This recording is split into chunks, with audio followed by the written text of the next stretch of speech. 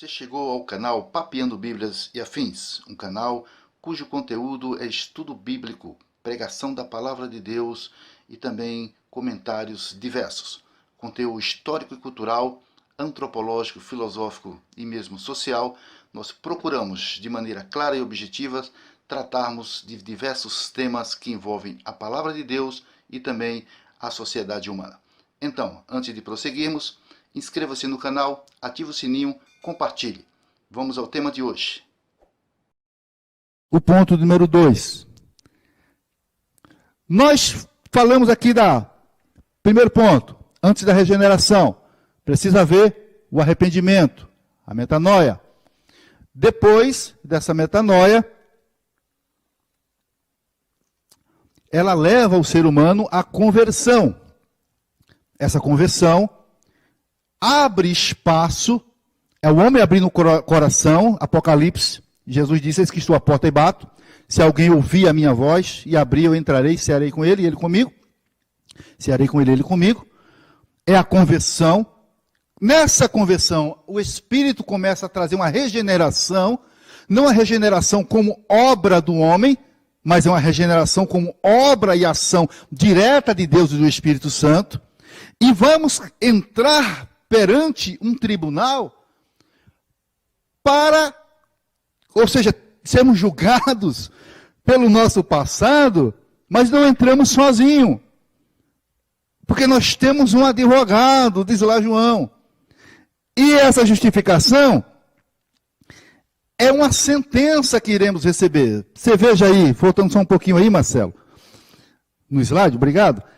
Essa iconografia mostra exatamente um juiz com o martelo pronto a bater. Depois que um juiz bate a sentença, como é que ele vai voltar? Existe o apelo. Quem faz o apelo? Cristo fez o apelo. Por quê? Porque lá no Gênesis está escrito assim: Deus deu uma lei oral para Adão. Ele disse, de todos os frutos do jardim você pode comer. Mas essa árvore do conhecimento do bem e do mal, no dia que você comer dela, certamente você vai morrer. É uma lei estruturada oralmente e que foi dada para Adão. Existe uma regra e ela não pode ser quebrada. A partir da mulher, porque Deus não pegou esta lei e gravou numa pedra lá no jardim. Deus não fez uma placa e colocou na árvore do conhecimento do bem e do mal, dizendo, no dia que alguém comer dessa árvore vai morrer. Não tem isso lá. O que acontece é que o Adão oralmente repassou para a mulher. A serpente, sabendo que a mulher tem conhecimento de uma regra, ela tenta esta mulher. E a mulher, juntamente com o homem, acaba pecando. A partir do momento em que há a transgressão, a lei ela entra para a sentença, porque ela já estava em vigor. No momento em que Deus falou, que saiu da boca de Deus, no momento em que Adão ouviu e entendeu, a sentença está valendo. Porque ela foi promulgada. E ela existe uma sentença. A sentença é a morte. A humanidade, essa morte não é apenas física, ela é espiritual. Que é a segunda morte. É quando o homem ele é colocado distanciado de Deus. E sendo distanciado de Deus, perde a comunhão e estaria condenado. É quando vem Cristo, e Paulo diz, escrevendo aos Colossenses, a cédula que nos era contrária foi cravada na cruz. Por quê? Porque ele faz uma apelação. E na apelação ele se coloca, ele é o homem da brecha, como muita gente quer ser o homem da brecha. Ele é o homem que se coloca entre a justiça de Deus. E essa justiça de Deus, ela é o resultado da santidade divina. Porque a santidade divina, Deus é santo, não compactua com o pecado. E não compactuando com o pecado, é necessário que haja o cumprimento dessa sentença. Mas Jesus colocou-se na brecha, na ira, de dentre Deus. Entenda, gente, ira não é a raiva que o ser humano tem. Ira é a promulgação da sentença. E essa promulgação da sentença, Jesus colocou-se na cruz do Calvário, de maneira que ele clama e diz: Deus meu, por que me desamparaste? Isaías diz que ele foi moído por causa das nossas transgressões. Para quê? Para nos justificar. E o que é justificar? É nos colocar diante do Pai, diante de Deus, diante da santidade de Deus, como se nós nunca tivéssemos pecado antes. A obra não faz isso. Apenas o meu arrependimento não faria isso. Aí eu rei, não vou fazer mais isso. A minha mudança de vida religiosa não vale nada. Se eu não aceitar a obra que Jesus fez na cruz, se eu não me converter a esta obra, a esse Salvador, a este Senhor, porque a justificação diante de Deus, ela precisa ser pela fé. Paulo diz em Romanos capítulo 5, versículo 1: justificado, pois, pela fé, tenhamos paz com Deus. Se os queridos tiverem as suas Bíblias aí, por favor, abra em Romanos, porque quando Paulo disse em Romanos capítulo 5, versículo 1, isso é muito lindo. Pode passar, viu, Marcela, o próximo slide. E ele diz assim: justificado, pois, pela fé, é como resultado. Porque no capítulo de número 3 aos Romanos, se você tiver a sua Bíblia, acompanhe a leitura. Se não tiver, apenas escute. A partir do versículo 21, Paulo diz assim: mas agora se manifestou sem a lei a justiça de Deus, tendo testemunho da lei e dos profetas, que é o Antigo Testamento, que nós chamamos de Antigo Testamento. Isto é, a justiça de Deus pela fé em Jesus Cristo, para todos e sobre todos os que creem, porque não há diferença, porque todos pecaram e destituídos estão da glória de Deus, sendo justificados gratuitamente pela sua graça, pela redenção que há em Cristo Jesus, a qual Deus propôs para propiciação pela fé no seu sangue, para demonstrar a sua justiça pela remissão dos pecados dantes cometidos sob a paciência de Deus. Os pecados da humanidade cometidos pela tolerância de Deus. Ou seja, a sentença foi dada desde o Éden, mas Deus tolerou, e Paulo nos traz isso, porque o Cordeiro de Deus foi morto antes da fundação do mundo. Então havia a expectativa da criação, de que um dia esse Redentor, essa semente da mulher, viesse a nascer. Aleluias. Então é pela fé, é pela graça e é pelo sangue. É pela graça porque nós não merecíamos. É pelo sangue porque foi derramado como propiciação dos nossos pecados. E é pela fé, porque é o ato e a porta, é a possibilidade que Deus nos dá. Há uma só possibilidade. Essa possibilidade chama-se caminho. Jesus diz: eu sou o caminho, eu sou a possibilidade, eu sou a verdade, eu sou a vida. Ele não diz eu sou a vida. Primeiramente, há um caminho. E essa possibilidade é pela fé. A fé é o caminho. A verdade é aquilo no qual está além do ritual. Porque o ritual apontava, o Antigo Testamento aponta para o tipo. Ele diz: eu sou o tipo, eu não sou eu sou o antitipo, eu não sou o tipo, eu sou o antitipo, eu sou a verdade. Eles apontavam para mim. Agora você quer chegar a mim? Quer chegar na vida? Primeiramente tem que ter fé, tem que acreditar em mim, para poder ter vida eterna. Então Paulo diz aqui: ao qual Deus propôs para propiciação pela fé. Propôs quem? Jesus Cristo. Ao qual propôs para propiciação. Ele disse: eu vou dar. João 3,16, porque Deus amou o mundo de tal maneira que deu, que propôs, que deu o seu Filho unigênito, para que todo que nele crê não pereça, mas tenha a vida eterna. Ou seja, Paulo diz, ao qual Deus propôs para propiciação pela fé no seu sangue, para demonstrar sua justiça pela remissão dos pecados dantes cometidos, sob a tolerância, a paciência de Deus, para demonstração de sua justiça neste tempo presente, para que ele seja justo, justificador daquele que detém ou que tem fé em Jesus. Onde está logo a vaidade? Por qual lei? Das obras? Não, mas pela lei da fé. Aí você entende quando você abre, por aí capítulo 4 ele vai falar de Abraão sendo justificado pelas obras e pela fé. Mas o capítulo 5 ele diz, sendo pois justificado pela fé, como resultado do que ele está falando no capítulo 3. Tenhamos paz com Deus, por nosso Senhor Jesus Cristo. Pelo qual também temos entrada pela fé a sua graça, na qual estamos firmes e nos gloriamos na esperança da glória de Deus. E ele vai continuando mais aí.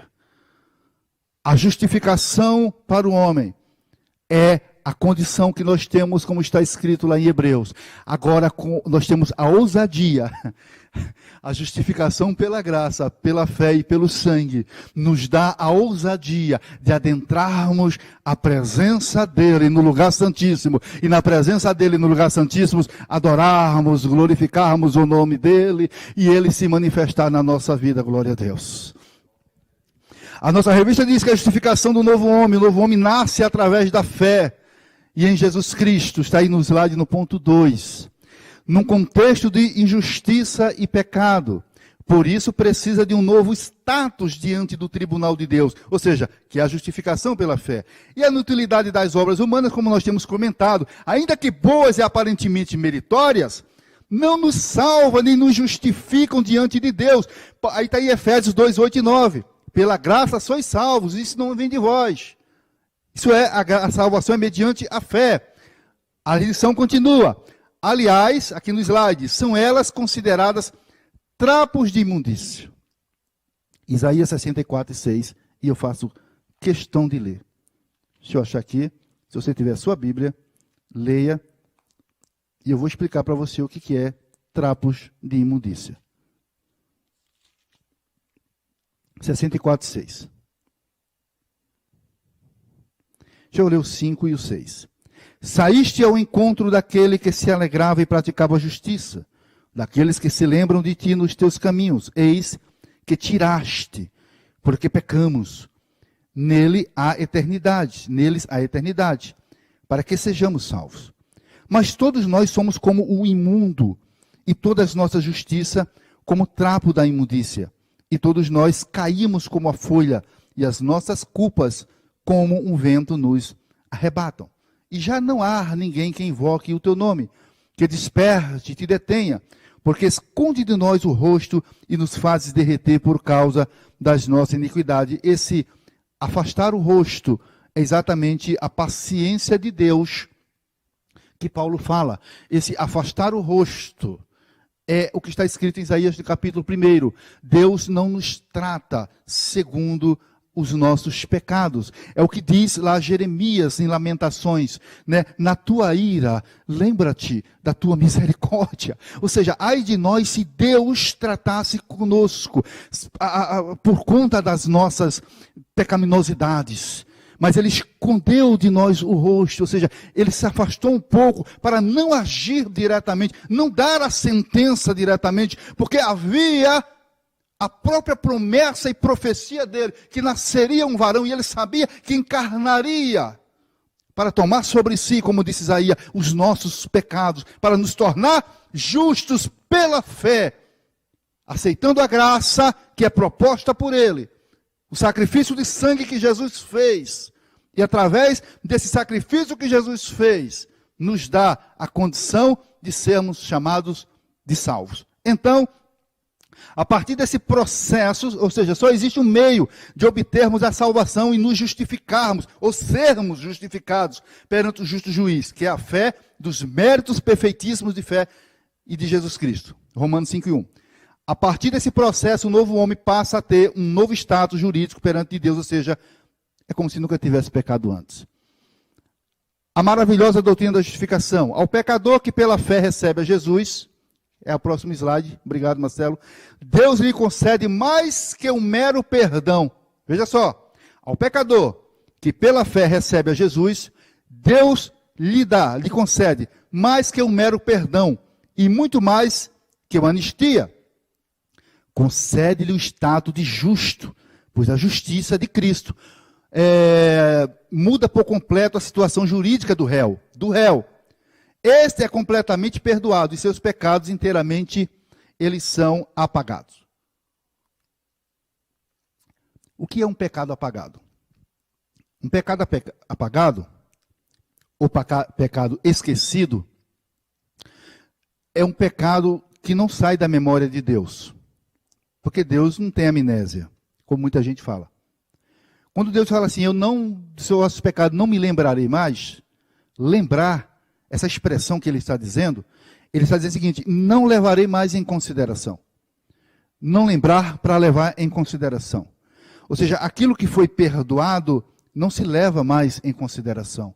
Quando Deus perdoa, Deus não esquece. Mas também Deus não vai mais lançar em rosto. Mas também não vai mais levar em consideração. Por quê? Porque a questão do perdão é quando nós perdoamos e dizemos o quê? É como se você não tivesse me feito nada. Por isso que a justificação coloca o homem diante de Deus como se nunca tivesse pecado antes. Nós, seres humanos, não temos condições de vermos isso. Para nós, um ladrão que se converte, geralmente é falado como um ex-ladrão. Uma pessoa que roubava, um ex-roubador. Ah, é um ex isso, é um ex aquilo, é um ex-bruxo, um ex não sei das quantas. Deus olha para o homem justificado e não vê um ex. Deus vê uma nova criatura. Paulo diz o quê? Lá em Coríntios. Que quem está em Cristo, nova criatura é. As coisas velhas se passaram. Eis que tudo se fez novo. E quando Deus faz coisa nova, Deus lida com as coisas novas. Glória a Deus. Ah, mas Deus faz lembrar os pecados. Deus faz lembrar o pecado para a gente. Deuteronômio, que é a revisão da lei, Deus está sempre lembrando. Lembra-te, arrependa-te e se conserta. Por que Deus faz isso?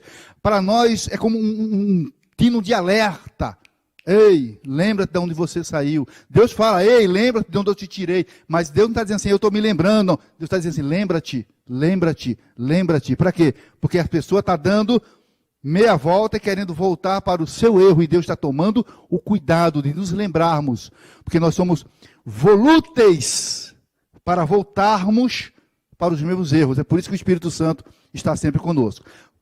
A parte 3 aqui, que é o novo homem é justo. A partir de sua conversão, o pecador passa a ser visto por Deus como se jamais tivesse cometido qualquer injustiça, o que eu tenho vos falado. De agora em diante é um justo aos olhos de quem? De Deus. Pode não ser dos homens. Porque se Deus salva o mais terrível pecador, e no meio da sociedade, infelizmente, eu digo infelizmente, nem todo cristão tem maturidade para entender isso.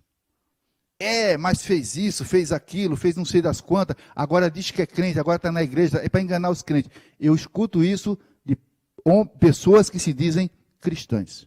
Eu não sei se Paulo de Tarso, ou se vamos fazer uma coisa aqui, vamos fazer um anacronismo. Vamos pegar uma máquina do tempo, pegar essa igreja do século 21, vamos levar para a igreja primitiva da época de Paulo. Vamos colocar eles todos na casa de Ananias. Vamos dizer que todo mundo cabe na casa de Ananias. E Deus deu a revelação para Ananias agora. E tendo a revelação de Deus, Ananias olha para essa igreja do século 21 e diz, Deus me mandou e chamou vocês para a gente ir na rua, para a gente ir lá na casa de Saulo. O que Saulo está sendo mandado para cá. O que é que o povo ia dizer? que é que nós diríamos? Ficaríamos? Ah, mas Deus não é capaz, porque Ananias disse. Esse homem, ele pega cartas e persegue o teu povo. Esse homem derrama sangue. Ele não gosta de cristãos. Ananias julgou Paulo. Mas Deus disse, ele é para mim. Ele para você, Ananias, é tudo isso. Mas para mim, ele é como um vaso escolhido. A justificação de Deus não é entendida pelos homens. Então, meu amigo, você que está me vendo aí pela internet, o teu pecado pode ter sido o pior de todos. E talvez o diabo lance ele no teu rosto até hoje. Ei, em nome de Jesus, tenha a paz de Cristo Jesus, porque ele te perdoou. O sangue de Jesus nos purifica de todo o pecado. Se os homens apontam o dedo no teu rosto e dizem que não tem mais jeito, porque um dia você fez isso, um dia você errou, você fez aquilo, Deus nesta manhã está dizendo para você no teu coração, alegra a tua alma, porque eu te perdoei, diz o Senhor. Quem é o diabo, quem é o inimigo para ficar lançando em rosto?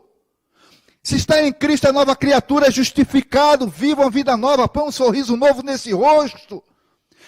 Consagre a sua vida, jejue, ore, sirva a Deus, adore ao Senhor. E ande para frente, um novo homem, você é uma nova criatura. Por quê? O homem ladrão na cruz disse, lembra-te de mim quando entrares no teu reino. E Jesus disse, se preocupe não, porque hoje mesmo você estará no paraíso. Que o paraíso possa chegar na tua vida nesta manhã. Síntese do tópico 2. O novo homem foi justificado pela fé em Jesus Cristo, num contexto de injustiça e de pecado. Escute, pode deixar a tela aí, viu, Marcelo? Deixa eu dizer um negócio aqui nessa manhã. Essa fé tem 3 aspectos. Essa fé, ela tem um aspecto racional, ela tem um aspecto emocional e ela tem um aspecto volitivo. Racional, porque a pessoa põe a mão na mente e diz, eu estou errado. A gente pesa as nossas ações, nós pesamos as nossas ações. Nós olhamos para aquilo que nós fazemos e a nossa mente diz para nós, né, através do Espírito Santo, você está errado. Você não deve fazer isso. Isso é racional. Depois existe a questão emocional, a gente fica triste. Porque uma pessoa que faz coisa errada e tem prazer no erro, a Bíblia chama de iníquo. O que é uma pessoa iníqua? É uma pessoa que ama a fazer o mal. É o ímpio, que é o impiedoso. O iníquo que comete iniquidade, porque equidade é amor, iniquidade é ausência de amor. Então a pessoa que sabe que está fazendo o que é errado, e não sente tristeza por estar errando, é uma pessoa impiedosa. A Bíblia chama de iníquo, porque ele anda na prática da iniquidade. Mas quando ele olha, percebe, é convencido de que está errado, e ele sente tristeza, eu não deveria ter feito assim, eu não deveria ter feito isso, é a questão emocional da fé. E essa contrição, esse arrependimento, traz a questão de chegar-se à ação volitiva. E o que é a ação volitiva? É a ação da atitude, tomar uma atitude. Então a pessoa, ela pesa os seus atos, ela se entristece com o que fez, e ela toma uma atitude e muda de vida. Aí, quando ele faz isso, ele entra no conceito do arrependimento e da conversão. Sendo convertido, ele vai passar pelo ato da justificação. Na justificação, ele começa a ter um processo de regeneração. Estou falando aí o ato do Espírito Santo. E partimos, depois disso, para o terceiro ponto, e para o quinto estágio da salvação, que chama-se santificação. A santificação do novo homem.